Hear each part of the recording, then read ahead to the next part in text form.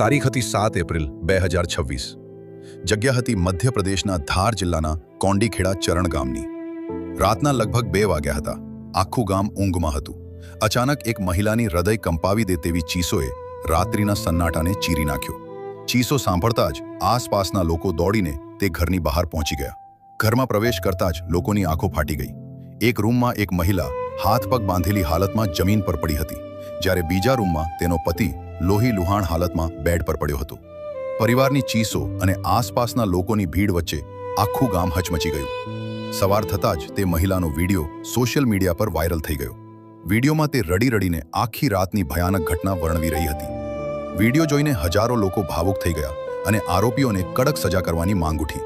પરંતુ જ્યારે પોલીસે આ કેસની તપાસ શરૂ કરી, ત્યારે માત્ર 6 કલાકની અંદર એવું રહસ્ય બહાર આવ્યું કે જેને સાંભળીને લોકોના હોશ ઉડી ગયા. આજે આપણે વાત કરી રહ્યા છીએ ઇન્ટરનેટ પર ભારે ચર્ચામાં રહેલા પ્રિયંકા પુરોહિત કેસની. આખરે વાયરલ વિડીયાની પાછળનું સત્ય શું હતું? ખરેખર ઘરમાં લૂંટારો ઘૂસ્યા હતા કે પછી આખી કહાની કંઈક બીજી જ હતી? ચાલો શરૂઆતથી આખી ઘટના સમજીએ.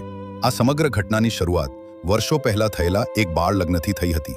મધ્યપ્રદેશના ધાર જિલ્લાના કોંડીખેડા ચરણ ગામમાં દેવકૃષ્ણ પુરોહિત નામનો 28 વર્ષીય યુવાન પોતાની વૃદ્ધ માતા અને પત્ની પ્રિયંકા પુરોહિત સાથે રહેતો હતો. પિતાનું વર્ષો પહેલા અવસાન થઈ ચૂક્યું હતું.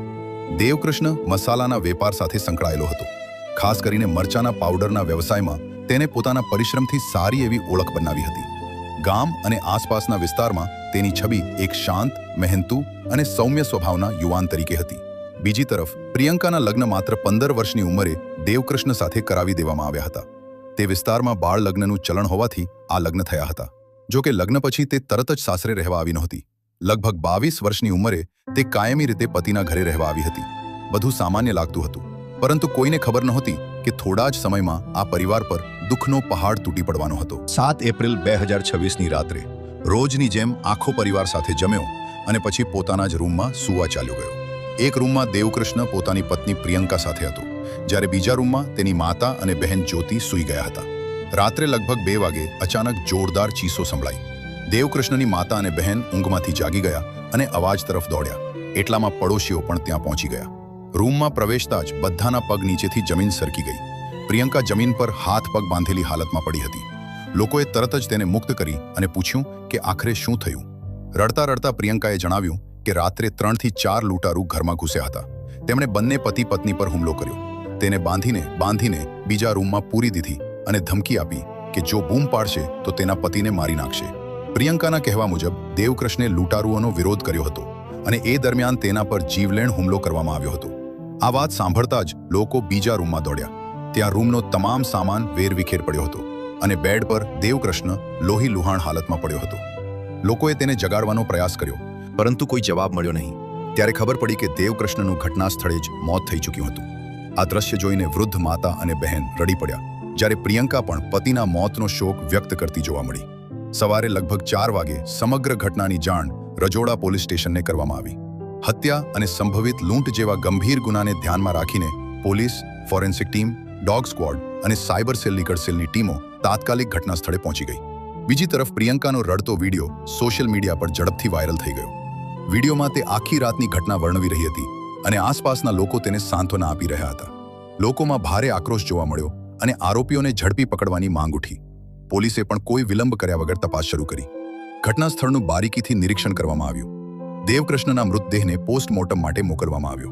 પ્રાથમિક તપાસમાં પોલીસને જાણવા મળ્યું કે ઘટના સમયે ઘરમાં માત્ર 3 જ લોકો હાજર હતા: દેવકૃષ્ણ, તેની પત્ની પ્રિયંકા અને બીજા રૂમમાં તેની માતા તથા બહેન. શરૂઆતમાં પરિવાર શોકમાં હોવાથી વિગતવાર પૂછપરછ કરવી શક્ય નહોતી. તેથી પોલીસે વૈજ્ઞાનિક પુરાવા અને ઘટના સ્થળ પરથી મળેલા દરેક સંકેતોને આધારે તપાસ આગળ વધારવાનું નક્કી કર્યું.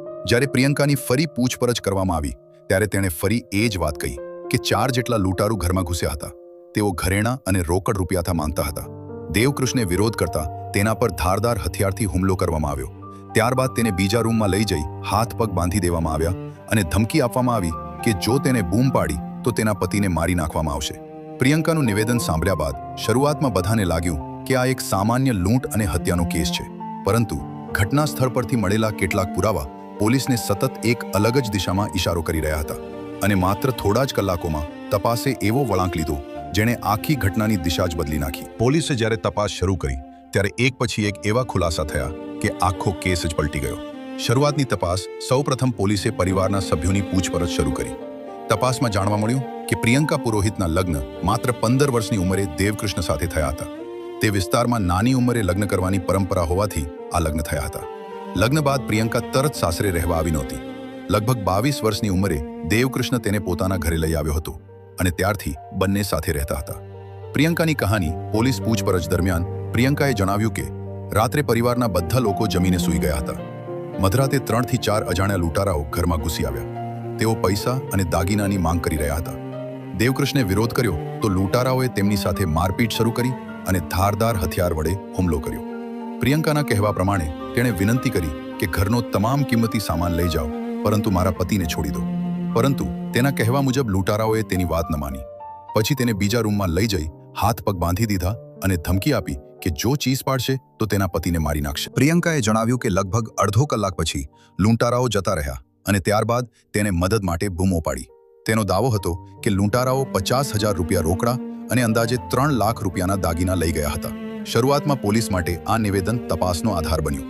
તપાસમાં મોટા સવાલ જ્યારે પોલીસે ઘટના સ્થળનું રીક્રિએશન કર્યું ત્યારે સમગ્ર કહાનીમાં અનેક વિસંગતતાઓ સામે આવવા લાગી. સૌથી પહેલો સવાલ, જો 3 થી 4 લૂંટારાઓ જબરદસ્તી ઘરમાં ઘૂસ્યા હતા તો દરવાજા કે બારી તૂટેલી કેમ નહોતી? ઘરમાં ક્યાંય પણ ફોર્સ એન્ટ્રીના કોઈ નિશાન નહોતા. બીજો સવાલ, પ્રિયંકાએ કહ્યું હતું કે દેવકૃષ્ણ સાથે ભારે હાથાપાઈ થઈ હતી, પરંતુ પોસ્ટમોર્ટમમાં દેવકૃષ્ણના શરીર પર સંઘર્ષનું એક પણ નિશાન મળ્યું નહીં. મારામારી થઈ હોય તો શરીર પર કોઈને કોઈ ઈજા જરૂર જોવા મળે, પરંતુ અહીં માત્ર માથા પર ધારદાર હથિયારનો એક જ ઘા હતો. પોલીસને શંકા ગઈ કે આ હુમલો ત્યારે થયો હશે જ્યારે દેવકૃષ્ણ સૂતા હતા અથવા પોતાનો બચાવ કરી શકે તેવી સ્થિતિમાં નહોતા. સૌથી મોટો ટ્વિસ્ટ પછી પોલીસે ઘરની વધુ તપાસ કરી. ડોગ સ્ક્વોડ એક ચોક્કસ જગ્યાએ જઈ સતત ભસવા લાગ્યું. તપાસ કરતા ત્યાંથી એક બોક્સ મળી આવ્યો. તેમાં સલામત રીતે તમામ દાગીના રાખેલા હતા. આ જ દાગીનાઓ અંગે પ્રિયંકાએ દાવો કર્યો હતો કે લૂંટારાઓ લઈ ગયા હતા. હવે પોલીસને સ્પષ્ટ થઈ ગયું કે ઘટનામાં કંઈક છુપાવવામાં આવી રહ્યું છે. કોલ ડિટેલ્સે ખોલ્યું રહસ્ય. પ્રિયંકાએ એવું પણ કહ્યું હતું કે લૂંટારાઓ તેનો મોબાઈલ લઈ ગયા હતા, પરંતુ કોલ ડિટેલ રેકોર્ડ તપાસતા જાણવા મળ્યું કે તે લાંબા સમયથી એક અજાણ્યા નંબર પર સતત વાત કરતી હતી. ઘટનાની રાત્રે પણ તે નંબર પર વાત થઈ હતી. મોબાઈલની લોકેશન પણ સવાર સુધી એ જ વિસ્તારમાં સક્રિય હતી. પોલીસે નંબરની તપાસ કરી. તે નંબર કમલેશ પુરોહિતનો હોવાનું બહાર આવ્યું. પછી પોલીસે કમલેશને કસ્ટડીમાં લઈને પૂછપરછ શરૂ કરી. પ્રિયંકાની પણ ફરી પૂછપરછ કરવામાં આવી. શરૂઆતમાં તેને વારંવાર પોતાના નિવેદનો બદલ્યા, પરંતુ કડક પૂછપરછ બાદ પોલીસના જણાવ્યા મુજબ આખું સત્ય સામે આવ્યું. પ્રેમ સંબંધનો ખુલાસો પોલીસના જણાવ્યા મુજબ પ્રિયંકા જ્યારે લગભગ 17 વર્ષની હતી ત્યારે તેની ઓળખ કમલેશ પુરોહિત સાથે થઈ હતી. કમલેશ દેવકૃષ્ણનો દૂરનો સગો હતો. તે પહેલેથી જ પરિણીત હતો અને 2 બાળકોનો પિતા હતો. પરંતુ બંને વચ્ચે પ્રેમ સંબંધ શરૂ થયો. 5 વર્ષ સુધી આ સંબંધ ચાલુ રહ્યો. પછી પ્રિયંકા સાસરે રહેવા આવી, છતાં બંને મળવાના રસ્તા શોધતા રહ્યા. પોલીસના જણાવ્યા મુજબ પ્રિયંકા પોતાના પતિ સાથે રહેવા માંગતી નહોતી. પરિવારના સભ્યોના કહેવા મુજબ બંને વચ્ચે વારંવાર ઝઘડા થતા. મીડિયા રિપોર્ટ્સ અનુસાર ઘરેલું ઝઘડાના કેટલાક વિડીયો પણ સોશિયલ મીડિયામાં વાયરલ થયા હતા. હત્યાનું કાવતરું પોલીસનો આરોપ છે કે જ્યારે છૂટાછેડા શક્ય ન લાગ્યા ત્યારે પ્રિયંકા અને કમલેશે દેવકૃષ્ણને રસ્તામાંથી હટાવવાનું કાવતરું રચ્યું. કમલેશે પોતાના મિત્ર સુરેન્દ્ર ભાટીનો સંપર્ક કર્યો. પોલીસના જણાવ્યા મુજબ 1 લાખ રૂપિયામાં દેવકૃષ્ણની હત્યાની સત્યાની સુપારી નક્કી થઈ અને 50,000 રૂપિયા એડવાન્સ આપવામાં આવ્યા. અનેક દિવસ સુધી ઘરની રેકી કરવામાં આવી. પ્રિયંકા ઘરની સાંકળ ખુલ્લી રાખીને સૂતી હતી, જેથી હત્યારાઓને અંદર પ્રવેશવામાં મુશ્કેલી ન પડે. હત્યાની રાત 7 એપ્રિલ 2026. પોલીસના જણાવ્યા મુજબ પ્રિયંકાએ મુખ્ય દરવાજો ખુલ્લો રાખ્યો. પછી કમલેશને ફોન કરીને સંકેત આપ્યો. કમલેશે સુરેન્દ્ર ભાટીને જાણ કરી. સુરેન્દ્ર સીધો ઘરમાં પ્રવેશ્યો. પ્રિયંકાએ રૂમ બતાવ્યો જ્યાં દેવકૃષ્ણ સૂતા હતા. પોલીસના આરોપ મુજબ સુરેન્દ્રે ધારદાર હથિયારથી દેવકૃષ્ણના માથા પર એક જ ઘા કર્યો અને ઘટના સ્થળેથી ભાગી ગયો. ત્યારબાદ કમલેશ ઘરમાં આવ્યો. બંનેએ મળીને ઘરનો સામાન વેરવિખેર કર્યો, જેથી ઘટના લૂંટ જેવી લાવી લગાગે. દાગીના ઘરમાં જ સંતાડી દીધા. પછી કમલેશે પ્રિયંકાના હાથ પગ બાંધી બીજા રૂમમાં બેસાડી દીધા. અડધા કલાક બાદ તે નીકળી ગયો. ત્યારબાદ પ્રિયંકાએ મદદ માટે બૂમો પાડી અને લૂંટની કહાની બનાવી. પોલીસની કાર્યવાહી પોલીસના જણાવ્યા મુજબ વૈજ્ઞાનિક પુરાવા, કોલ ડિટેલ્સ, ઘટના સ્થળનું રીક્રિએશન અને પૂછપરછના આધારે સમગ્ર કાવતરાનો ભાંડો ફૂટ્યો. પ્રિયંકા પુરોહિત અને કમલેશ પુરોહિતની ધરપકડ કરવામાં આવી, જ્યારે સુરેન્દ્ર ભાટીની શોધખોળ શરૂ કરવામાં આવી હતી. આ કેસની આગળની કાર્યવાહી કોર્ટમાં ચાલશે અને અંતિમ નિર્ણય ન્યાયિક પ્રક્રિયા બાદ આવશે. પ્રેમ જ્યારે વિશ્વાસમાં બદલાય ત્યારે જીવન બને છે. પણ જ્યારે પ્રેમ સ્વાર્થ અને કાવતરામાં ફેરવાઈ જાય ત્યારે તેનો અંત ઘણી વખત ગુનામાં થાય છે.